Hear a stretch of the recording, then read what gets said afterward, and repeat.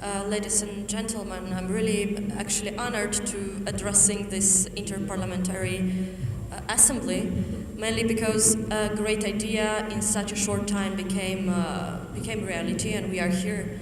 What connects our countries actually is related to our past and to our future. Georgia, Moldova, and Ukraine has shared a cultural and historical proximity. But now our connection is mostly based on our common vision of the future, and also the common way we're pathing. Our strong cooperation in the last years is actually strongly linked with the benefits and interests of the region, a close approach to European Union, stabilization, security, and the so-called interdependence. All three countries are, I may say, key stability and security factors for the whole region. And the European integration is now the main driving force of the reforms and development of our countries. Because we face common features, we also face common challenges. And what also links us is propaganda. Back in time we had the Soviet propaganda, but now we have another type of propaganda, a more new, more developed one. The difference is that we are now independent states, we have national consciousness, and we can build by ourselves our vision for the future. The region is lately a target of the new hybrid threats that are aimed to the security of our informational space. There is a regional agenda to erode the support for the Western values that is mostly visible after the 2014 conflict in Ukraine and after the revised military doctrine of the Russian Federation. The propaganda actually targets the values we are sharing and want to fully acquire: rule of law, equality, freedom, human rights, by misusing the Western concepts of freedom of speech and media freedom. The informational space is actually used to influence politics mainly by the means of disinformation and interference in our young but democratic processes.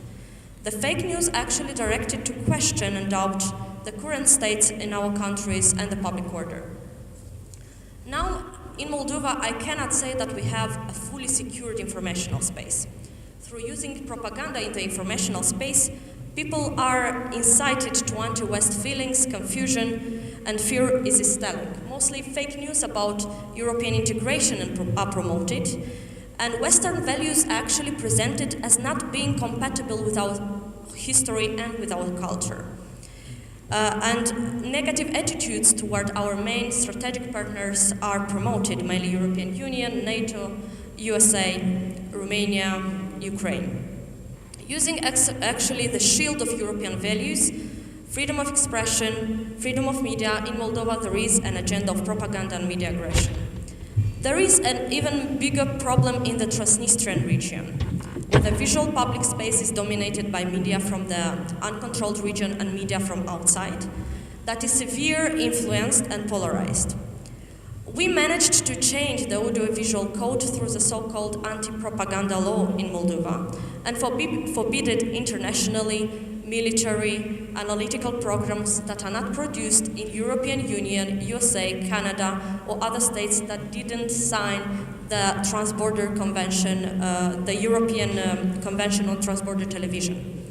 It is actually a temporary measure, but it's important to limit the outside influence on society perception.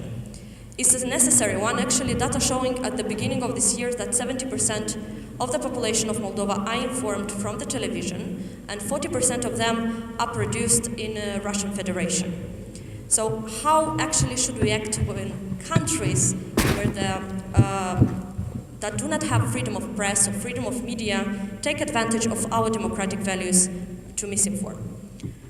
The propaganda is actually severe, promoted through a wide network of the distributors, mainly different social media influencers, politicians, NGOs, research institutes, and very different groups.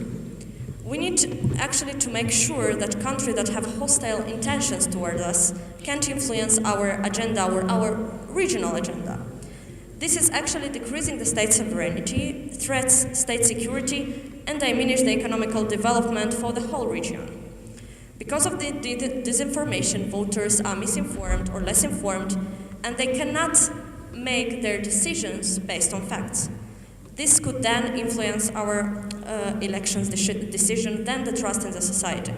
Actually, it's a vicious circle, and one way to break it faster is to work together.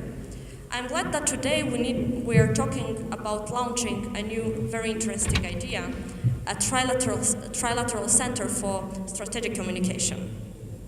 Our actually common role through this Inter-Parliamentary Assembly is intensifying the cooperation in the democracy, economy, health and justice fields, but also finding ways to fight the new hybrid threats, and mainly the anti-Western propaganda and the disinformation. The Trilateral Center for Stratcom should be launched as a response to a few concerns and needs that we have as a region, being 3 countries.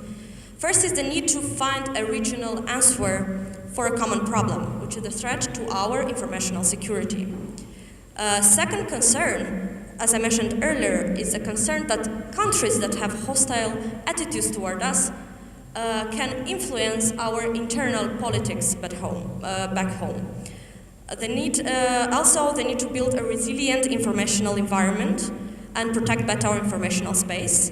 Thus, working together will make more things possible than working each of us by ourselves.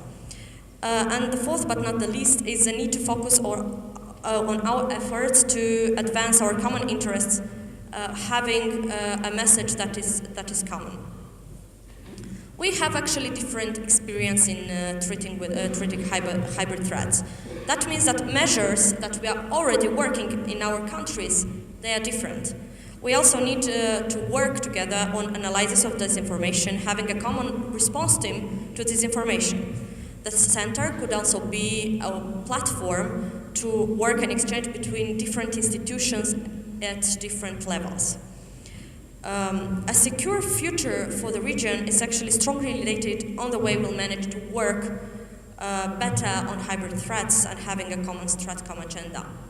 And maybe it's not politically correct to say, but I also think that more than ever we should aim to communicate people and also make sure that citizens are making their decision based on their interests, on states' interests, and not in the interest of influence groups and mainly from outside. Thank you.